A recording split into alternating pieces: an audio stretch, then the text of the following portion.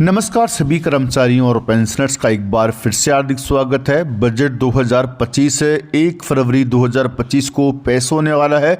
ऐसे में सभी कर्मचारियों और पेंशनर्स की निगाह बजट पर टिकी हुई है, क्योंकि बजट में कर्मचारियों और पेंशनर्स के वेतन भत्तों में संशोधन के लिए 8वें पे कमीशन को लेकर बड़ा ऐलान हो सकता है। साथ ही सीनियर सिटीजन के लिए वरदान होगा ये बजट, क्योंकि इसमें सीनियर सिटीजन को 4 बड़ी राहत मिलने की उम्मीद है। साथ ही फरवरी के बाद कर्मचारियों और पेंशनर्स के महंगाई भत्ते में 3% की बढ़ोतरी से सैलरी और पेंशन में जबरदस्त उछाल आएगा। साथ में बात करेंगे डीओपीटी और पेंशन विभाग से जारी हुए महत्वपूर्ण सर्कुलर। जानकारी पसंद आई तो वीडियो को लाइक कीजिएगा। चैनल पे पहली बार आए हैं तो प्लीज़ चैनल को सब्सक्राइब कीजिएगा, क्योंकि आपसे जुड़े तमाम तरह के महत्वपूर्ण आदेश, वीडियो और इन्फॉर्मेशन हम यहाँ पर लाते रहते हैं।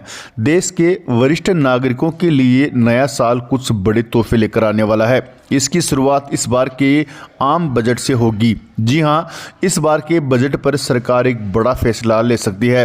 केंद्रीय वित्त मंत्री निर्मला सीतारमण ने इस बजट में सीनियर सिटीजन यानी हमारे पेंशनर्स की एक नहीं बल्कि 4 मांग पूरी कर सकती है। तो आइए जानते हैं कि इस बार कैसे बजट वरिष्ठ नागरिकों और पेंशनर्स को बड़ी राहत देने वाला है। तो आपको बता दें कि आगामी बजट में केंद्र सरकार की ओर से वरिष्ठ नागरिकों के लिए सरकारी पिटारा खोला जा सकता है। वित्त मंत्री निर्मला सीतारमण इस बार बजट में 5 बड़ी राहत देने के मूड में हैं। आइए जानते हैं कि वह कौन सी बड़ी राहतें हैं। तो पहली बड़ी राहत आयकर में ज़्यादा छूट मिल सकती है। माना जा रहा है कि इस बार वित्त मंत्री निर्मला सीतारमण आयकर में वरिष्ठ नागरिकों को बड़ी छूट दे सकती है। दरअसल आयकर की ओल्ड रिजियम में हेल्थ इंश्योरेंस प्रीमियम के पेमेंट पर डिडक्शन का लाभ मिलता है। ये लाभ फिलहाल 50,000 रुपये है, लेकिन इस बार बजट में ये लिमिट बढ़कर 80,000 रुपये तक हो सकती है। वहीं टैक्स रिटर्न में भी छूट मिल सकती है। मौजूदा वक्त में 75 वर्ष से ज़्यादा उम्र दराज बुजुर्गों के लिए इनकम टैक्स रिटर्न फाइल करने में छूट दी जाती है। हालांकि इनकम यानी आय का स्रोत सिर्फ पेंशन और इंटरेस्ट आय है, लेकिन अब सरकार उम्र का दायरा हटा सकती है, यानी 60 वर्ष से ज़्यादा उम्र वालों को भी ये सुविधा दी जा सकती है। हालांकि शर्त यही होगी कि इनकी आय पेंशन या फिर इंटरेस्ट से होती हो, न किसी अन्य स्रोत से। वहीं एनपीएस धारकों के लिए भी अच्छी खबर है। पेंशनर्स को एनपीएस में कुल जमा का 60% हिस्सा 60 वर्ष की उम्र पर एक साथ दिया जाता है। खास बात यह है कि इस पर कोई टैक्स नहीं लगता। हालांकि मौजूदा समय में पेंशन टैक्स दायरे में आती है, लेकिन जानकारों की माने तो इस बजट में वित्त मंत्री पेंशनर्स को टैक्स के दायरे से हटा सकती है। ऐसे में पेंशन की रकम में भी इजाफा होगा। वहीं मेडिकल को लेकर भी राहत मिलने की उम्मीद है। एक उम्र के बाद मेडिकल जैसी समस्याएं बढ़ जाती है, लिहाजा बुजुर्गों को मेडिकल केयर पर अधिक खर्च करना होता है।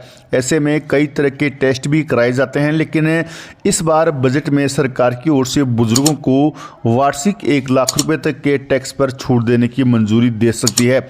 इसके साथ ही ओपीडी जैसे अन्य खर्चे भी इसमें शामिल किए जा सकते हैं। वहीं बजट 2025 में देश भर के 1 करोड़ केंद्रीय कर्मचारियों और पेंशनर्स के लिए सरकार खजाने के द्वार खोल सकती है। सैलरी में 34,000 से ज़्यादा की बढ़ोतरी हो सकती है।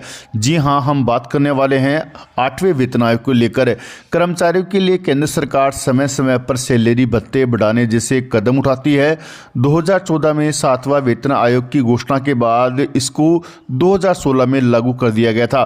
कर्मचारियों की सैलरी में तब बम्पर इजाफा हुआ था। अब फिर कर्मचारियों की सैलरी में 34,000 रुपये से ज़्यादा के इजाफे की उम्मीद की जा रही है। कर्मचारियों की लंबे समय से 8वां वेतन आयोग की मांग है। मीडिया रिपोर्ट के अनुसार नए साल में कर्मचारियों के लिए बड़ी खुशखबरी आ रही है। कर्मचारियों की सैलरी में महंगाई भत्ते के बाद 8वां वेतन आयोग के तहत बम्पर सैलरी के इजाफे की उम्मीद है।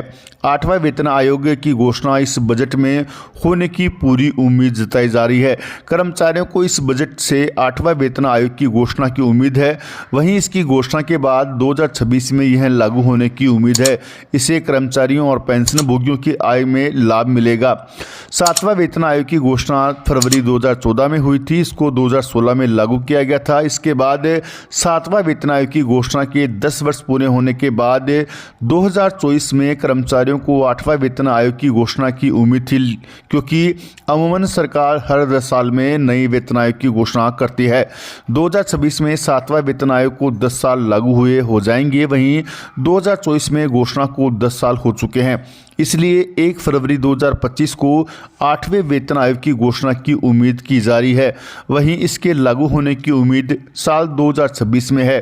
कर्मचारियों की सैलरी में संशोधन फिटमेंट फैक्टर के आधार पर किया जाता है। इसी से रिटायर्ड कर्मचारियों की सैलरी तय की जाती है। उम्मीद जताई जा रही है कि 8वां वेतन आयोग में फिटमेंट फैक्टर 2.86 रहेगा, यानी 2.86 गुना सैलरी बढ़ाने की सिफारिश 8वां वेतन आयोग में की जा सकती है। इससे न्यूनतम वेतन 18,000 रुपये की जगह 34,000 रुपये से ज़्यादा बढ़कर 52,000 रुपये हो जाएगा। इससे वेतन और पेंशन में 186% का इजाफा होगा। कर्मचारियों की ओर से लगातार 8वें वेतन आयोग को लागू करने की मांग की जा रही है। कर्मचारियों को इसकी घोषणा का बेसब्री से इंतजार है। हालांकि इस पर कोई बयान सरकार की ओर से नहीं दिया गया है। कर्मचारियों का कहना है कि महंगाई के दौर में सैलरी बढ़ोतरी की बहुत ज़्यादा आवश्यकता है। इससे पहले साल 2016 में 7वां वेतन आयोग की सिफारिशें लागू की गई थी। इसमें 2.57 फिटमेंट फैक्टर लागू हुआ था। केंद्रीय कर्मचारियों को 7,000 रुपये बेसिक सैलरी मिलती थी।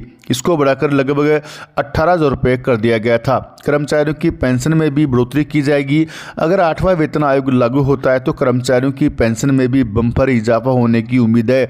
अभी न्यूनतम पेंशन 9,000 रुपये है। यह 2.86 फिटमेंट फैक्टर के बाद 25,740 रुपये हो जाएगी। वहीं जिसकी ज़्यादा पेंशन है उसकी ज़्यादा ही बढ़ोतरी होगी। वहीं कर्मचारियों के महंगाई भत्ते में भी इजाफा मिलेगा। 8वां वेतन आयोग में महंगाई भत्ता भी काफ़ी ज़्यादा बढ़ने की उम्मीद है। वहीं जनवरी में लागू होने वाले महंगाई भत्ते में 3% की बढ़ोतरी कन्फर्म हो चुकी है। इस इजाफे के बाद केंद्रीय कर्मचारियों का महंगाई भत्ता 53% से बढ़कर 56% हो जाएगा। जुलाई से लेकर अक्टूबर तक के all India consumer price index के आंकड़े जारी कर दिए गए हैं और इन आंकड़ों से साफ पता चलता है कि इस बार कर्मचारियों और पेंशनर्स के महंगाई भत्ते और महंगा राहत में न्यूनतम 3% की बढ़ोतरी कन्फर्म हो चुकी है। यानी कि जनवरी 2025 से केंद्रीय कर्मचारियों और पेंशनर्स को 56% डीए और डीआर मिलना तय हो गया है। अभी नवंबर और दिसंबर के आंकड़े आना बाकी है। उसके बाद में महंगाई भत्ते को लेकर स्थिति साफ हो जाएगी।